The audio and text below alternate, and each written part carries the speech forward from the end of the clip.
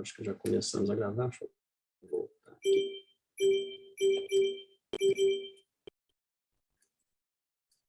Pronto. Vou tirar aqui. Pronto. Então, muito obrigado a todos.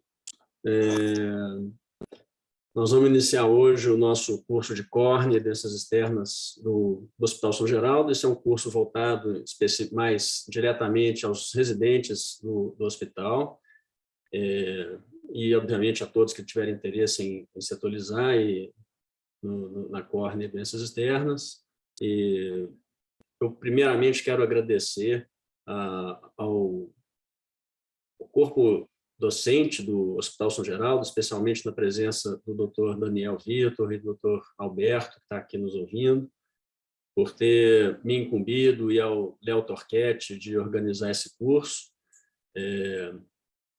Um grande prazer para nós. Eu estou voltando ao staff do serviço de córnea como preceptor lá no início do ano passado, e está sendo uma volta muito boa, muito prazerosa para mim. Estou tendo contato de novo aí com todo o staff do serviço, com os fellows e residentes novamente. Eu gosto muito desse contato, e fiz questão, junto com o Léo, de convocar para a programação aqui do curso todo o staff dos preceptores lá do serviço, que é um pessoal muito bom, e já para todos irem conhecendo, os residentes também já tomando contato com a turma. E também agradecer a todos eles, porque todos aceitaram prontamente participar do curso, ajudaram também com palpites e sugestões na organização, na montagem do programa, que vai contar com todos eles, e alguns convidados também, que são de fora do serviço, mas que de uma forma ou outra têm alguma relação com o serviço de córnea, por terem sido ex-fellows, ex-residentes, e que vão estar dando algumas aulas aqui para nós.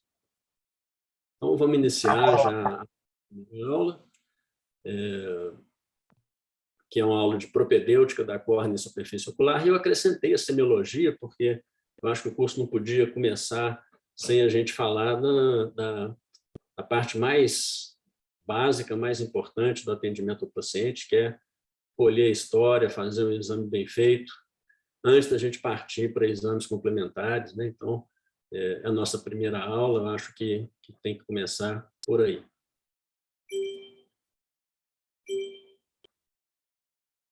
Esse passou. Bom, então, quando a gente fala de semiologia relacionada a doenças de córnea e doenças externas, a gente tem que lembrar que nós estamos trabalhando aqui com córnea, conjuntiva, pálpebras, filme lacrimal, todas com uma interseção entre essas estruturas oculares todas, que vão compor a superfície ocular e a córnea. E toda a história clínica ela vai começar por uma anamnese, que tem que ser mais ampla possível, o exame físico bem feito, e eu ainda sobressaí aqui a refração, né, que eles dão uma ênfase para a refração, especialmente, quase tudo na oftalmologia, mas especialmente nas doenças de córnea. Uma refração bem feita é fundamental, porque a gente precisa de saber como que o paciente está enxergando e a refração dele para poder tomar uma decisão adequada em relação a determinado tratamento. Para daí partir para exames clínicos laboratoriais e chegar no diagnóstico correto e fazer o tratamento. Então, na anamnese, os dados gerais já são importantes: sexo, idade, procedência, né, profissão, paciente. Muitos dos traumas, infecções oculares podem ser adquiridos em atividades profissionais, então é importante a gente ter esses dados gerais, né? E na história do paciente, casos de trauma têm que ser detalhados, né? Que tipo de trauma que aconteceu, se foi um trauma com vegetal ou com um outro tipo de estrutura, porque isso pode ter implicação na etiologia do resultado infeccioso que pode aparecer depois. Se é um paciente que usa lente de contato, como que ele usa a lente, como que ele faz o cuidado, como que ele faz a limpeza, a asepsia da lente, se teve contato usando lentes de contato, que é uma coisa importante, especialmente na infecção por acantameba, né? Os sintomas prevalentes, dor, ardor, irritação, o prurido é uma coisa importante da gente investigar por causa da importância dele no ceratocone. Sensação de corpo estranho, fotofobia, presença de secreção, lacrimejamento, os horários do dia em que os sintomas são mais exuberantes ou menos exuberantes, se há alguma sazonalidade dos sintomas, especialmente no caso das conjuntivites alérgicas, isso pode ser importante. O tipo de atividade profissional realizada, a exposição a fatores ambientais, produtos químicos, ar-condicionado, vapores, poeira, né? Coisas que podem aumentar a contaminação, ressecamento e alterações na superfície ocular. A presença de doenças sistêmicas é muito importante, especialmente as artropatias, né? Doenças reumatológicas, doenças neurológicas, dermatológicas, presença de outras doenças infecciosas, neoplásicas, histórico de transplantes de órgão, né? Importante na doença de enxerto hospedeiro, que há um grande ressecamento, né, da superfície ocular, história de traumas prévios que já podiam ter acontecido antes do problema atual, especialmente queimaduras, alterações palpebrais, né, na superfície posterior dos tarsos, né, especialmente, tratamentos que já foram feitos anteriormente e que vinham sendo feitos até o primeiro atendimento. Isso é muito importante, porque às vezes um paciente chega usando corticoide, isso em pacientes com úlceras fúngicas, úlceras por acanthameba, isso pode ser um fator importante no prognóstico. Histórias de cirurgias oculares prévias, especialmente cirurgias refrativas, transplantes e outras ceratoplastias. Antecedentes familiares têm importância grande no ceratocone e nas distrofias da córnea. A ectoscopia e exame oftalmológico, já partindo aí para outra parte do exame. O exame geral é muito importante, incluindo observar lesões, presença de lesões de pele, mucosas no paciente, no couro cabeludo. Não esquecer de olhar as pálpebras, os cílios, a qualidade do piscamento desse paciente, testar se há a presença do fenômeno de Bell e sensibilidade da córnea, e sempre fazer a eversão palpebral para examinar a face posterior, né, a conjuntiva tarsal superior e inferior, para observar alguma lesão nos tarsos. Mais uma vez aqui em negrito, a cuidado de sol com uma refração bem feita. Quando isso não for possível, o teste da visão com o pinhole, né, com o braquinho estenopeico, também já dá uma noção do que poderia ser a visão corrigida do paciente, a melhor visão possível, mas é muito interessante a gente ter a refração do paciente, saber o que é o esférico, o cilindro, para auxiliar o nosso raciocínio clínico.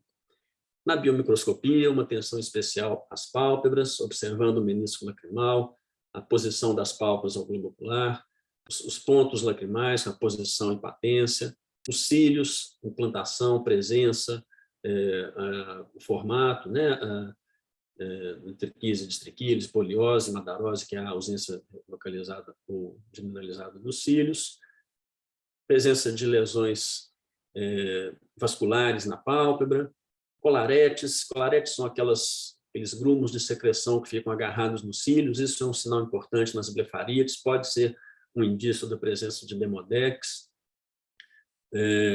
Secreção, fazer uma expressão das glândulas de Meigomos, ver se o tipo de secreção, quantidade, se tem pus, né, a presença de colobomas e outras deformidades da pálpebra, papilomas, outros tumores.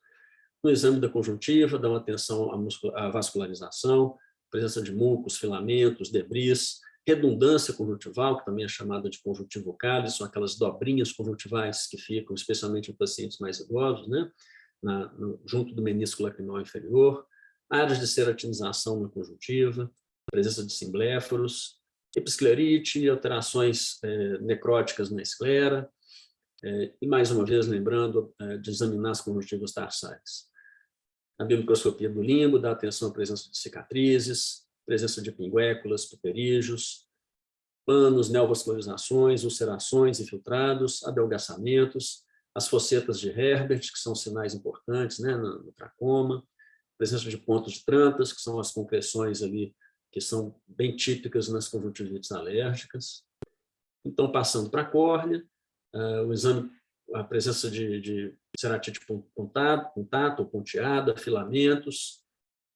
A descrição de úlceras é importante, medir o tamanho do infiltrado, da área desepitelizada, se possível, documentar. Hoje é fácil da gente documentar com o celular na lâmpada de fenda. Isso é importante porque a gente tem, às vezes vai ver o paciente 1, 2 dias depois no departamento de córnea, né? Depois dele ser avaliado num serviço de urgência ou em outro local, a gente saber se aquela úlcera está progredindo favoravelmente ou desfavoravelmente. Então, a gente tem uma descrição detalhada de como essa úlcera foi vista a primeira vez. É importante para a gente seguir o nosso raciocínio clínico.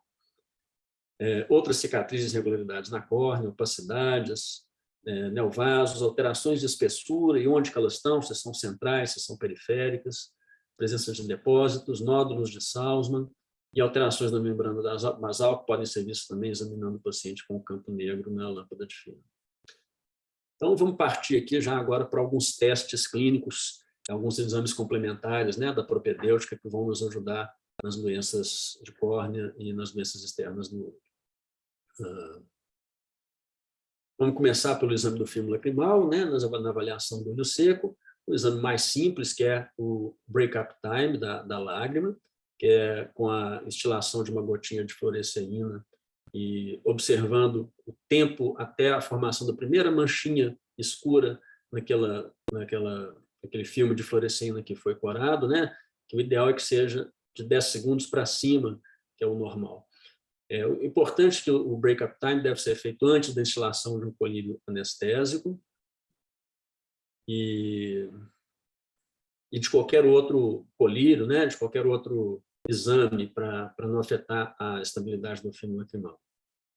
O teste de Schirmer, que consiste na introdução de um papel filtro padronizado no fórnice inferior dobrado e observando o tanto de tempo que vai levar para encher, em 5 minutos, quantos milímetros que demora que a lágrima vai encher aquele filme lacrimal. Isso pode ser feito após a instilação de colírio anestésico, antes da instalação de colírio anestésico, também com uma estimulação nasal para testar a produção reflexa de lágrima.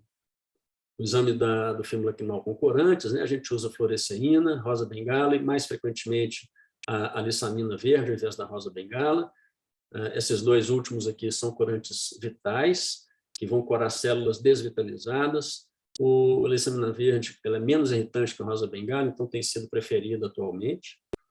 Outros exames um pouco mais detalhados para estudo de olho seco, a gente tem a meibografia, que é um estudo com a luz ultravioleta das glândulas de meibômios após a versão do tarso. A ceratoscopia, que é a observação do reflexo de miras de Plácido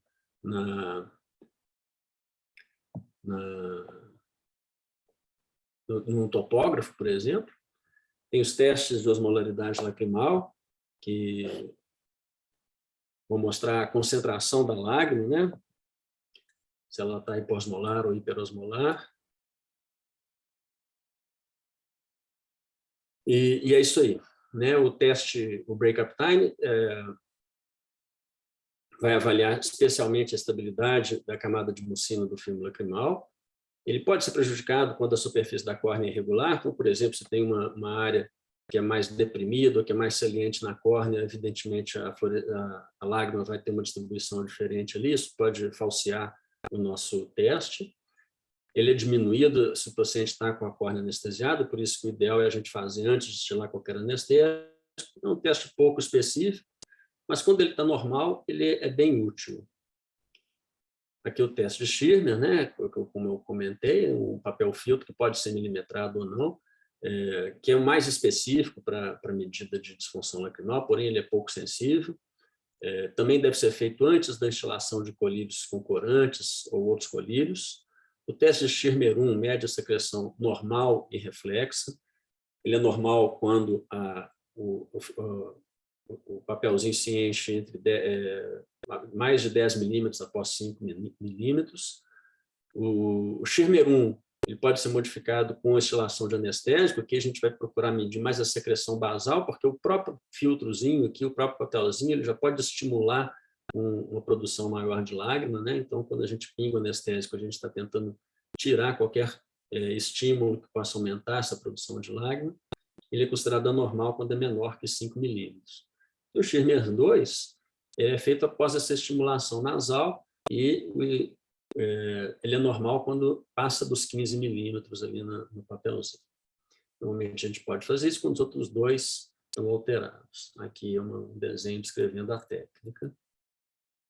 Aqui o exame com corantes, né? A fluoresceína, que vai corar as áreas desepitelizadas da córnea, e a lissamina verde e a rosa bengala, que vão corar também as áreas com células desvitalizadas, né? Mesmo onde tem células que não estão saudáveis, ela vai ser corada. A gente descreve a coloração de lissamina verde e rosa bengala dessa forma, de 0 a 3 para a conjuntiva, que pode ser nasal ou temporal, na área da córnea, e a conjuntiva do outro lado.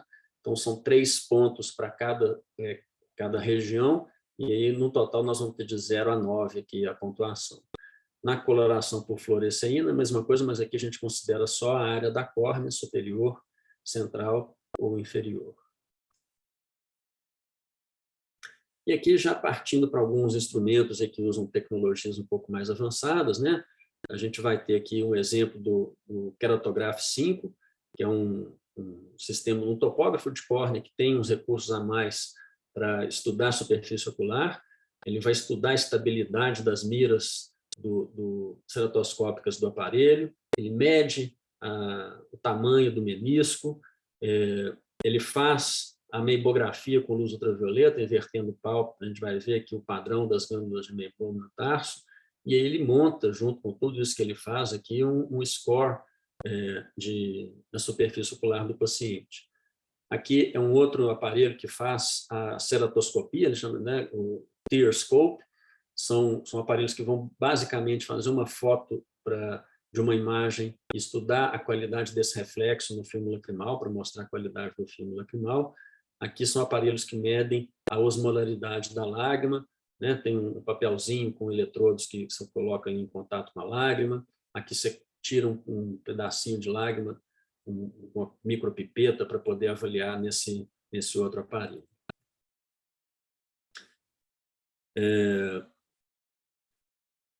Pensando agora em exames da córnea especificamente, a gente pode pensar em exames morfológicos e funcionais. Então, temos aqui paquimetria, microscopia especular, a microscopia confocal, a cerotometria, topografia, tomografia, outros exames de imagem, né? UBM, OCT, HORA e CORVES. Aqui vão exames que vão medir espessura, quantidade, qualidade das células e a qualidade da superfície ocular, da curvatura. A tomografia mede a curvatura da face anterior, posterior, o mapa paquimétrico. Exames de imagem aqui também, né, que eu já comentei. O CORVES e o HORA são exames funcionais que vão medir basicamente esterese, flexibilidade da córnea, né, com estímulos, em geral, estímulos de jatos de ar. Vamos falar um pouquinho aqui da paquimetria, que pode ser medida com um padrão ouro com a paquimetria ultrassônica, que é um transdutor ultrassônico colocado em contato com a área de interesse na córnea. Normalmente a gente mede na área central, que é uma área mais fácil. É importante colocar a sonda sempre de forma bem perpendicular à superfície da córnea, por isso que é mais fácil fazer na área central, para não dar diferença, mas a gente pode medir a espessura com o BM, com ultrassom de alta frequência, com aparelhos de Scheimpflug, que fazem tomografia da córnea, né? Ormsky, Petacam, Galilei, o OCT mede a espessura da córnea, e tem a paquimetria óptica, né? Alguns desses métodos aqui são métodos ópticos que a gente tem que lembrar que quando a gente utiliza essas medidas, normalmente eles estão medindo também o filme lacrimal. Então, a espessura da córnea nesses métodos ópticos, em geral, é um pouco maior do que no ultrassom, porque ele não consegue dissociar o filme lacrimal da face anterior da córnea. A microscopia especular de córnea, o exame pode ser feito com ou sem contato. O exame sem contato é mais frequentemente utilizado, ele é mais simples de se fazer, mais fácil, normalmente com aquisição automática por parte dos aparelhos, mas o exame de contato ele tem uma utilidade especial para medir áreas específicas da córnea, e ele é um pouco mais preciso, mas a aquisição das imagens é mais trabalhosa, por outro lado. O que a gente vai ver na microscopia especular é o padrão do mosaico das células endoteliais, e os aparelhos já têm mecanismos de fazer medidas, né, da quantidade de células e estuda também o tamanho médio, o formato das células, a presença, né, a quantidade de células vizinhas que vão dar o número de paredes de cada célula endotelial. Ele vai dar um relatório para nós do tamanho máximo, mínimo encontrado na área examinada, tamanho médio, desvio padrão do tamanho das células, o coeficiente de variação do tamanho das células, a densidade das células por milímetro quadrado, o percentual de células hexagonais presentes, e a gente vai ver também a presença de alterações no endotélio. A gente pode ver precipitados ceráticos, e aqui uma classificação da presença de guta, né, de córnea gutata, no caso de distrofia de Fuchs, que pode ser gutas isoladas ou mais presentes, até muito confluentes, que vão impedir que a gente consiga detectar o mosaico endotelial normal. Lembrando que algumas dessas alterações já são visíveis à lâmpada de fenda. Muitas vezes a gente não precisa da microscopia especular para saber que o paciente tem uma distrofia de Fuchs ou uma córnea gutata. Se a gente examinar cuidadosamente na lâmpada de fenda com um aumento adequado e posicionando a fenda no tamanho, na largura e na inclinação adequada para formar o reflexo especular para a gente conseguir ver. Mesmo em casos normais, a gente consegue ver bem sutilmente um padrãozinho de mosaico bem pequenininho na lâmpada de fenda, que ajuda quando a gente não tem microscópio especular. A microscopia confocal é um outro tipo de exame que ele é menos disponível, né? Aqui no Brasil, que eu saiba, acho que tem 1 ou 2 equipamentos só. Em Belo Horizonte nós não temos nenhum, que faz uma microscopia em vivo da córnea, viajando dentro da espessura da córnea, do epitélio até o endotélio. Então a gente vai vendo as diferentes camadas do epitélio da córnea, passando aqui para a membrana de Baumann, estroma, a gente vê ceratócitos, nervos no estroma, até chegar no endotélio.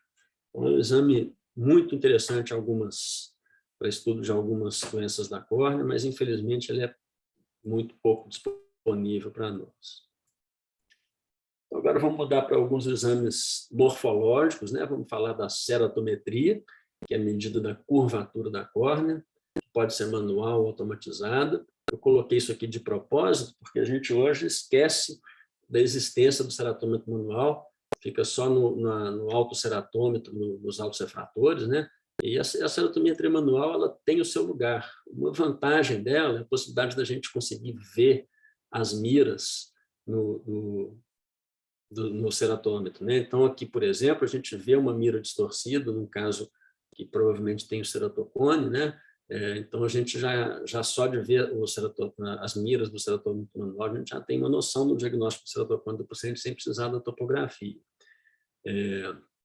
E ele ajuda a medir, a ter pelo menos uma medida grosseira, em alguns casos onde a córnea é um pouco irregular.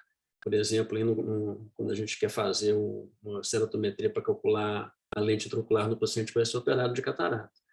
O que esses aparelhos fazem? Eles projetam um tipo de imagem na córnea, tem um espelhinho para decompor essa imagem vertical e horizontalmente, e a gente alinha as miras dos dois lados, os dois lados dessa mira para poder ter a medida no tamanho vertical e horizontal da imagem. Então, na verdade, o que o ceratômetro faz é medir 4 pontos, né, da córnea, sempre dispostos a 90 graus um meridiano e o outro, para a gente ter um meridiano mais curvo e um meridiano mais plano da córnea. Que quando o astigmatismo é oblíquo, as miras vão ficar desalinhadas, a gente girando o aparelho, a gente consegue realinhar essas miras e achar o eixo, o meridiano mais curvo e mais plano do paciente. Eu gosto de ter um ceratômetro manual no consultório para usar de vez em quando a gente tem uma autoceratometria duvidosa, principalmente na biometria, né, para catarata. Sofisticando um pouco a medida da curvatura da córnea, a gente tem hoje os topógrafos, né? Lembrando que topografia significa configuração do relevo de uma superfície. Topografia vem basicamente de topografia de terrenos, né? E a córnea, por ser uma superfície, ela pode ter sua topografia estudada. Já na lâmpada de fenda, na biomicroscopia, e através da ceratometria, da ceratoscopia, a gente já tem uma ideia de como é que é a topografia de uma córnea. O que os topógrafos computadorizados fazem é analisar por computador uma imagem ceratoscópica que esses aparelhos produzem. essa imagem ceratoscópica foi inspirada no disco de Plácido. Esse disco é uma peça praticamente de museu, mas que a gente tinha até um lá na córnea, quando eu fui fellow lá do departamento. Ficava guardado numa gaveta lá, a gente nem sabia. Mas a gente coloca essa imagem na frente do paciente e o examinador olha por trás, pelo furinho aqui no meio, e vê essas miras, o reflexo dessas miras na córnea, né? Então, os topógrafos que a gente tem hoje, baseados nesse princípio de disco de plástico, vão ter umas miras luminosas e vão fazer uma análise computadorizada do reflexo dessa imagem na córnea. Já a tomografia usa um outro princípio, que é uma fenda que viaja na córnea, né, de formas diferentes. O Orbiscan vai de um lado para o outro, o Pentacan e o Galilei vão girando, com uma câmera para detectar as imagens, que pelo princípio de Scheimpflug eles vão medir a curvatura da superfície anterior e outras coisas da córnea. Outros aparelhos baseados também em ultrassom, que é ultrassom de alta frequência e o OCT, também já são capazes de produzir imagens da topografia da córnea. Aqui um exemplo, aqui uma fotografia das miras ceratométricas de um topógrafo projetadas na córnea e como que o computador vai analisar. Ele pega, né, ele detecta essas miras, mede a distância entre essas miras e daí ele deriva a curvatura entre um ponto e outro e produz um mapa colorido com uma escala onde cada cor representa uma curvatura diferente. As cores mais frias, mais próximas do azul, normalmente são usadas para representar os valores mais planos, e elas vão esquentando até as cores mais vermelhas, arroxeadas, mais escuras, que vão significar as curvaturas maiores. Essa escala pode ser bem diferente, existem escalas absolutas, onde cada cor sempre representa o mesmo valor, e escalas relativas, onde o aparelho pega a menor curvatura presente naquela córnea e a maior curvatura presente naquela córnea e distribui as cores diferentemente dentro desse alcance. Então, a escala é uma coisa importante da gente olhar na topografia de córnea quando a gente vai analisar um mapa, porque uma escala onde cada cor, a diferença entre as cores é de meia dioptria ou 1,5 dioptria, vão produzir mapas bem diferentes. Aqui são outros exemplos, né? Então, a escala sempre tem que vir do lado para a gente entender o que está representando. O vermelho, muita gente fala que tem ceratocone porque tem uma mancha vermelha na córnea, às vezes o vermelho é uma curvatura mais baixa. Então, a gente tem que ver o que cada curvatura representa antes de analisar o mapa e entender o que ele está mostrando para nós. Aqui um exemplo dessa questão de escala. Esses dois mapas aqui na esquerda são a mesma topografia do mesmo paciente, a mesma imagem analisada com duas escalas diferentes. Aqui uma escala normalizada, uma escala onde o mais plano da córnea vai ser o azul escuro, o mais curvo daquela córnea vai ser o vermelho. E aqui uma escala absoluta, né? A gente vê que tem muito mais espaço, vai aqui de 6 até 55, então como aquela córnea toda está dentro de uma curvatura mais normal, quase tudo ficou dentro do verde. Então, a gente pode parecer, essa córnea tem astigmatismo e essa não tem. Na verdade, é a mesma córnea, com o mesmo astigmatismo, com os mesmos números aqui de ceratometria simulada, só as cores estão com representação diferente. Aqui um exemplo de córnea com ceratocone, a gente vai medir na topografia a simetria entre as duas metades da córnea, normalmente a metade inferior e a metade superior, né? Vão formar aquele padrão de gravata borboleta que, quando é simétrico, os dois lados da borboletinha, as duas asinhas, vão estar simétricas, vão estar do mesmo tamanho, e vão estar ortogonais, quer dizer que a diferença é de 90 graus nos meridianos mais curvos e no mais plano, né? Aqui a gente vê uma assimetria e uma ausência de ortogonalidade, né? Então, aqui o meridiano, a parte mais curva, ela é desviada um pouco mais para cá, não seria exatamente a 90 graus. Os métodos que fazem os aparelhos que fazem a tomografia da córnea normalmente usam o sistema de imagem de Scheimpflug, que fazem, como eu já falei ali antes, né, uma varredura de uma fenda na córnea, ou podem fazer isso por OCT ou ultrassom, e normalmente eles vão produzir mapas com a topografia da superfície anterior e também a posterior da córnea, bem como um mapa de espessura, que é a diferença, né, das duas curvaturas, em torno de toda, ou quase toda a superfície da córnea. Alguns aparelhos, por exemplo, o Galilei e o Ormscan 2, eles também têm uma imagem de plástico associada para melhorar um pouco a sensibilidade da curvatura anterior. Aqui o exemplo do Ormscan, a gente vê aqui as miras de Plácido, né? É uma fenda que vai de um lado a outro, e o que esses tomógrafos produzem, além dos mapas de curvatura, é o que a gente chama de mapa de elevação. O mapa de elevação da córnea ele é diferente do mapa de curvatura topográfica, porque ele compara a curvatura da córnea à curvatura de uma esfera, que é chamada de best fit sphere, que é a esfera de melhor encaixe naquela córnea. E aí eles vão colocar, aqui um exemplo, essa curvatura aqui, aqui é a esfera de melhor encaixe e aqui a córnea, que está encaixando a essa esfera. Nesse mapa, tudo que da córnea que fica mais elevado, acima daquela superfície da esfera de melhor encaixe, vai ficar em cores amarelas ou vermelhas, e tudo que está abaixo vai ficando nas cores azuis, as cores mais frias. Então, a gente pode imaginar isso aqui, a córnea, como um relevo que a gente vai colocar água, né, no nível para entender. Tudo que está no nível da esfera fica em verde, que é o zero. Então, o que a gente vê nesse mapa aqui? A curvatura nesse meridiano é maior, porque as partes mais periféricas da córnea estão abaixo da esfera de referência. No outro meridiano, no meridiano mais horizontal, a curvatura da córnea é menor do que a curvatura da esfera de referência. Então, nas partes mais periféricas, a córnea vai estar acima da esfera de referência. Então, esse aqui é um mapa típico de um astigmatismo a favor da regra. Vocês veem que ele é bem diferente daquele outro mapa do astigmatismo regular, que é a gravatinha borboleta, né? O mapa de elevação não produz aqueles mapinhas de gravatinha e borboleta. É um mapa que a gente tem que analisar entendendo essa questão da elevação da cor. Aqui é o Pentacam, que é hoje o tomógrafo possivelmente mais utilizado na oftalmologia, que faz a projeção de fenda rodando, ao invés de varrer de um lado para o outro. Aqui tem a vantagem dela ser rotatória, porque ela pega uma superfície maior da córnea, com menos interferência da testa, do nariz, de olhos com órbitas muito profundas, e uma diferença onde todas as fendas vão passar pela área central da córnea, né? Como ela está girando, ao invés de estar varrendo, a fenda está sempre girando, todas as imagens vão estar passando pela área central da córnea. Então, a área central ela é estudada com muito mais detalhe.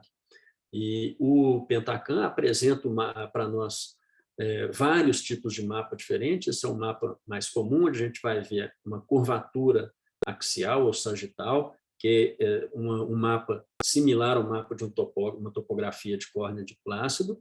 Ele produz mapas de elevação da superfície anterior e posterior da córnea, mapas de espessura e 1001 outros mapas que a gente pode ajustar e adaptar de acordo com o interesse do que a gente está estudando naquele paciente. Ele também vai dar os números para nós da face anterior, face posterior, curvatura, médio diâmetro de pupila e várias outras coisas.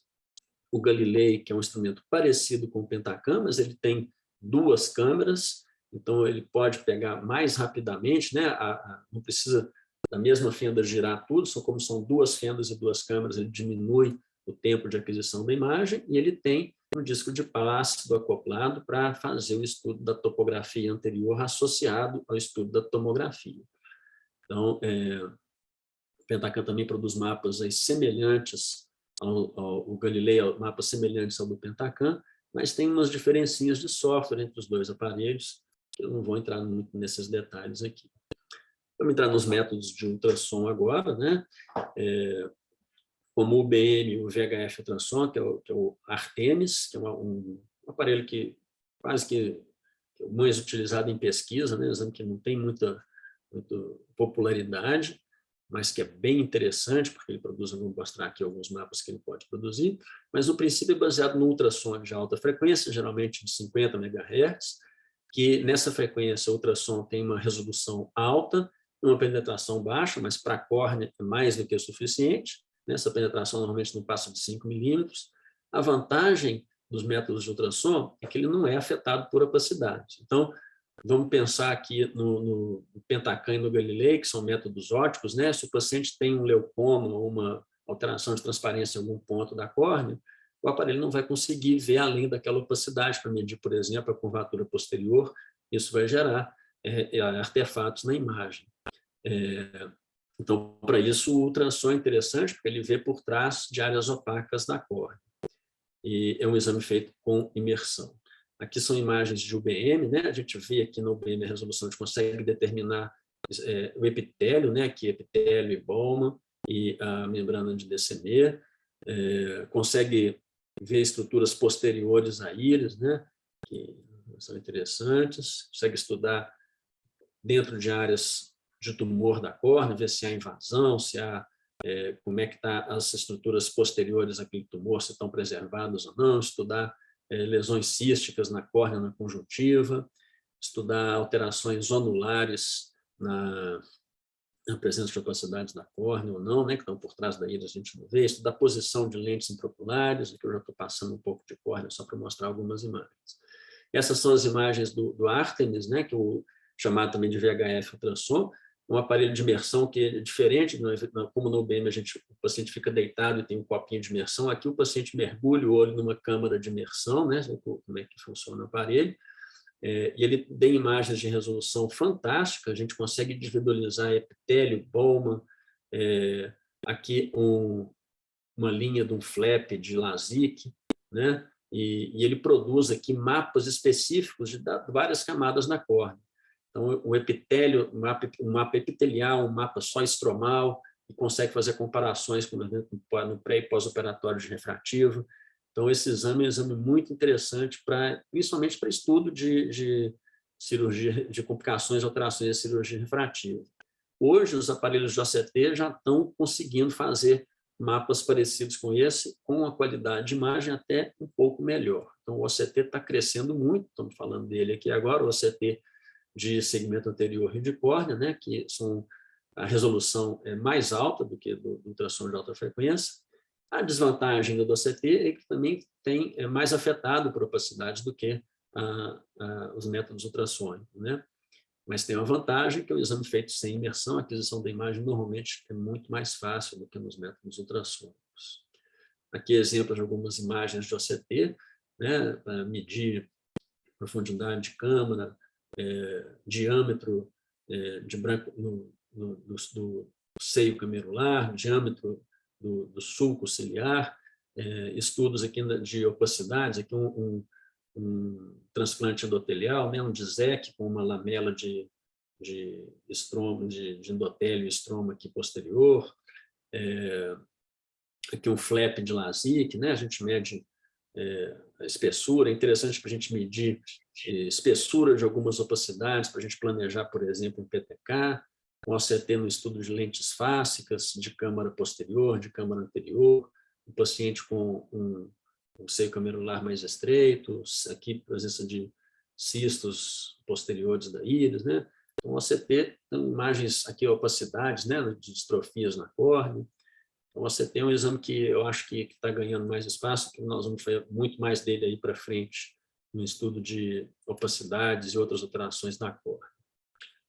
Mudando um pouco aqui para exames morfológicos da córnea, deixa eu ver como é que eu estou no tempo, está quase aqui já. Vou falar um pouco do ORA, que é o Ocular Response Analyzer, que foi um dos primeiros aparelhos a estudar essas características da córnea. Ele consiste no estudo da resposta da córnea ao estímulo, que é um soprinho, baseado no tonômetro de sopro.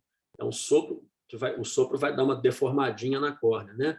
E ao invés dele estudar como tonômetro de sopro, né, o tanto que teve que aplanar para o sopro poder produzir uma imagem que é vista em outra câmera, para daí derivar a tonometria, assim que funciona o tonômetro de sopro, ele vai estudar como é que a córnea se deformou aquele estímulo. Então, aqui tem o pico do estímulo de sopro, né, onde ele vai ver a pressão para aplanamento da córnea e o tanto que a córnea demorou a voltar para a conformação original dela. Então, daí ele tira esse gráfico, a diferença dessas pressões de aplanação é o chamado da esterese da córnea. Isso é interessante para glaucoma e para cirurgia refrativa, o estudo da flexibilidade da córnea. Já o Corvis, ele sofisticou um pouco o que o ORA faz. Ele tem um estímulo de sopro e tem uma câmera que ao invés dele só pegar momentos, ele vai pegar um vídeo como que essa córnea se deformou e medindo isso dentro do tempo, né? Então, o Corvis produz uma imagem de como é que a córnea vai sendo deformada durante esse estímulo de sopro, e daí ele deriva vários índices para estudar a biomecânica da córnea. Bom, de exames específicos de córnea, era isso aí que eu tinha. Deixa eu interromper o compartilhamento. Nós temos um tempinho para discussão agora aqui, gente. Agora que eu vou conseguir ver os chats da sala de espera,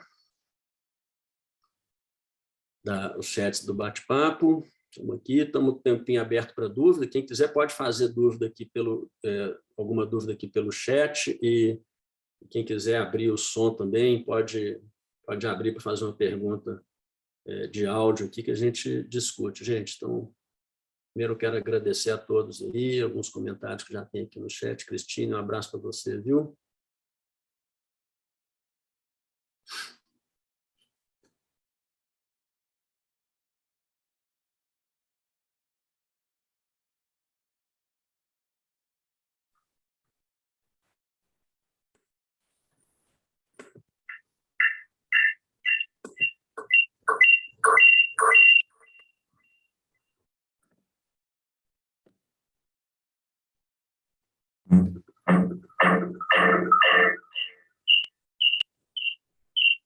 Outra coisa aqui. Vou colocar de novo aqui, gente, o link para a sala de presença, para a folha de presença, que eu pedi para os residentes preencherem, quem ainda tiver aí.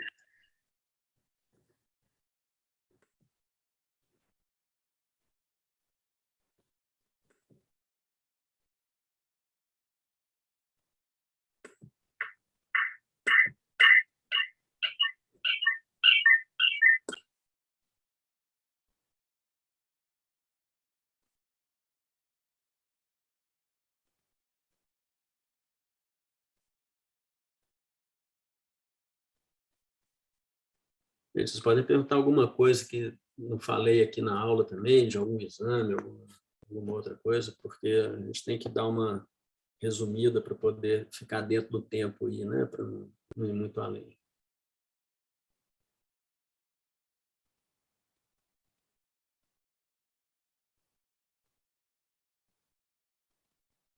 Esse link aqui, está perguntando, é uma folha de presença, tá? Que, principalmente para os residentes do São Geraldo, que o curso faz parte do currículo obrigatório para os residentes, então a gente está acolhendo a presença de todo mundo aqui.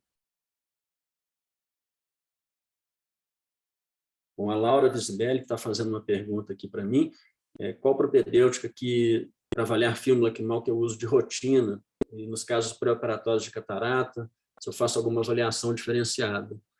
Laura, o que eu normalmente faço é mais o básico, não uso nenhum equipamento desses que eu mostrei aqui, não. Então, especialmente os pacientes de catarata, eu gosto de ver a imagem ceratoscópica do topógrafo, né? Então, lá na clínica, eu normalmente peço para a técnica que faz a topografia anexar no prontuário, ao invés de anexar só o mapa colorido, anexar também o mapa das miras, que vai dar uma noção para nós de como é que está a qualidade da superfície ocular. Mas o principal, né, que a gente pode fazer no dia a dia é simplesmente avaliar com uma gotinha de fluoresceína. A gente vê ali um teste de estabilidade, né, presença de puntato ou não, e quando a gente vê aí algum sinal, alguma coisa diferente, a gente pode aprofundar um pouquinho mais, fazer um Schirmer, um corar com a rosa bengala, ou mesmo casos um pouco piores, aí a gente pode pedir. Hoje a gente tem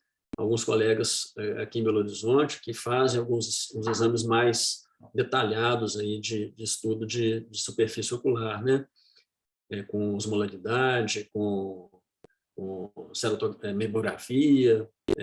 Então, mas de rotina é mais avaliação da lâmpada de fenda mesmo, com a gotinha de fluoresceína, imagem ceratoscópica, em alguns casos aí Schirmer, rosa bengala, mas o básico mesmo. Isso normalmente é suficiente para boa parte dos casos. Nos pré-operatórios de catarata, eu já tenho o hábito de prescrever um colírio lubrificante para usar por alguns dias até eu fazer a biometria. Normalmente não faço a biometria no mesmo dia da consulta. Normalmente no dia da consulta a gente já pingou colírio para dilatar, pingou anestésico, fez tonometria com tonômetro de Goldman. Isso tudo pode dar alguma alteração ali que vai alterar a leitura da serotometrina no biômetro, né? no biômetro óptico. Então, prefiro fazer a biometria num dia separado e peço para o paciente, no dia da consulta, até 1 ou 2 semanas depois, que é o dia que eu vou fazer a biometria, ele usar um colírio lubrificante já para ajudar. Quando eu já percebo algum problema, evidentemente, eu trato esse problema antes, né? Uma blefarite, ou quando o paciente já tem um olho seco, a gente percebe na consulta, eu prefiro tratar, rever o paciente, para aí sim proceder à biometria.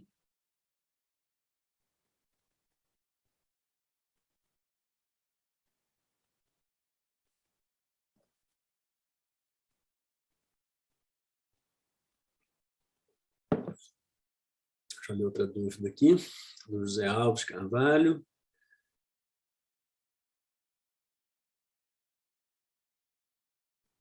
Ah, tá. Alguns pacientes de olho seco, né, que isso é interessante mesmo, né, que quando a gente começa a tratar com um colírio lubrificante, queixa de ardor, né, de ardência nas primeiras instilações.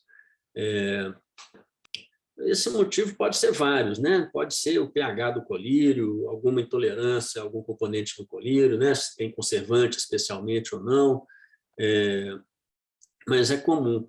Então, dependendo da intensidade desse ardor, a gente troca o colírio ou persiste um pouco mais, né? Mas isso é uma queixa realmente um pouco, às vezes, comum no início do tratamento, né? A córnea está mais sensível, está com o epitélio exposto, né? Algumas áreas, então, às vezes, precisa de um tempinho usando para a superfície ficar melhor e o próprio colírio arder um pouco menos. Ó, quem não é residente pode até assinar a presença se quiser constar que estava lá, mas o principal objetivo aí do link é mesmo para a gente conferir a presença dos residentes, tá bom? Pergunta do Rodrigo.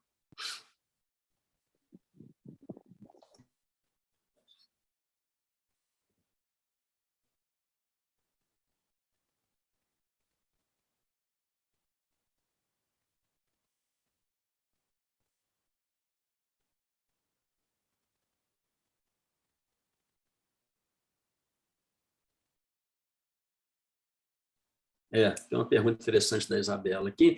Em pacientes com opacidades na córnea, por exemplo, uma sequela por cirurgia de pterígio, como que a gente faz a serotometria para biometria na cirurgia de catarata? Se for possível melhorar essa superfície antes de operar a catarata, o ideal é fazer isso, né? Por exemplo, com um PTK, com uma ablação topoguiada no laser, ou com outro tipo de procedimento, uma ceratectomia superficial mesmo, né? Com uma lâmina, às vezes na lâmpada de fenda, um nódulo de Salzmann, é muito fácil da gente, às vezes, tirar ele na própria lâmpada de fenda, né? Com uma lâminazinha, bem sutilmente ali na córnea, e melhorar um pouco a qualidade da superfície. O ideal é a gente tentar melhorar a qualidade da superfície ocular, né, antes de fazer a biometria, a cerotometria e a biometria. Quando isso não for possível, aí uma essa é uma das situações em que o ceratômetro manual pode ser útil, onde a gente vai, claro que nós não vamos conseguir nesse caso, com qualquer aparelho que seja, uma medida precisa. Mesmo a medida precisa, ela é meio que difícil nesses pacientes, porque a curvatura ela vai variar enquanto naquela área de irregularidade, né? Então, não existe uma medida que vai ser precisa para calcular, e a própria visão do paciente através daquela córnea irregular não é uma visão com uma qualidade muito boa. Então, nesses casos, a gente não vai conseguir mesmo ter uma precisão para ter uma visão muito nítida com a cirurgia da catarata. Mas a cerotometria manual pode ajudar a gente a ter uma estimativa de medida numa córnea mais irregular. A gente vendo as miras e buscando a posição, girando o ceratômetro, onde a gente consegue fazer o melhor encaixe das miras ceratométricas para medir. Mas a gente consegue fazer isso de uma forma mais eficiente que os instrumentos automáticos, né? O autorrefrator, por exemplo.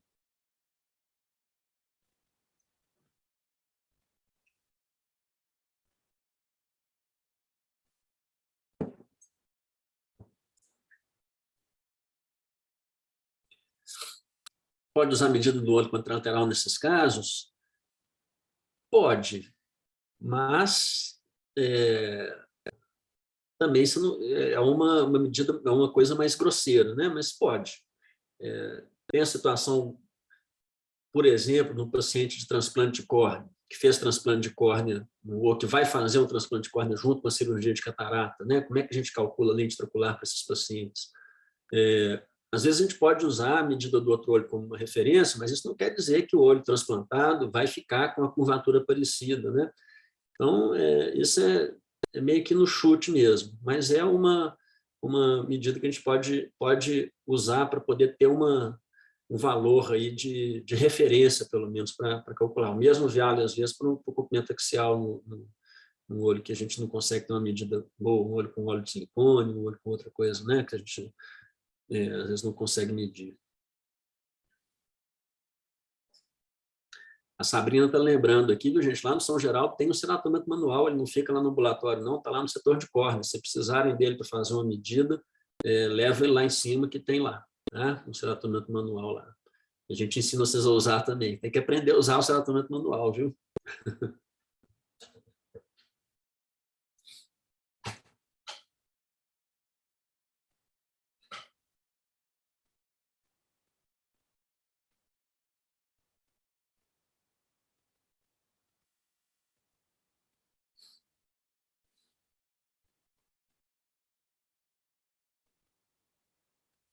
A gente tem algumas perguntas sobre se a gente vai disponibilizar isso no canal do YouTube. Isso não estava ainda sendo muito planejado, não, sabe? Os últimos cursos não estavam sendo. Mas a gente está tendo umas sugestões, a gente pode talvez colocar a aula por um tempo limitado no YouTube, sim, nós estamos gravando, então isso vai ser decidido junto com o pessoal lá do São Geraldo, tá? Nós está sendo gravada e a minha intenção é que a gente disponibilize no YouTube, não por tempo indeterminado não, mas talvez aí por 1 a 2 meses, aí depois que o curso terminar, tá bom? Então, para quem perdeu, né, a aula online tem essa vantagem, a gente pode ver depois. Então, pretendemos disponibilizar, sim. Vamos decidir isso em breve.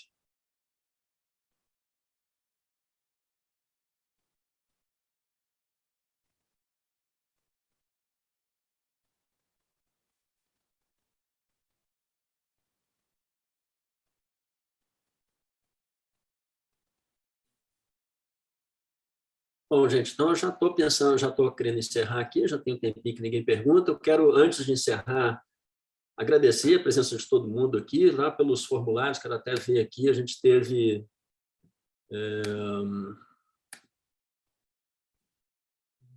outro browser aqui.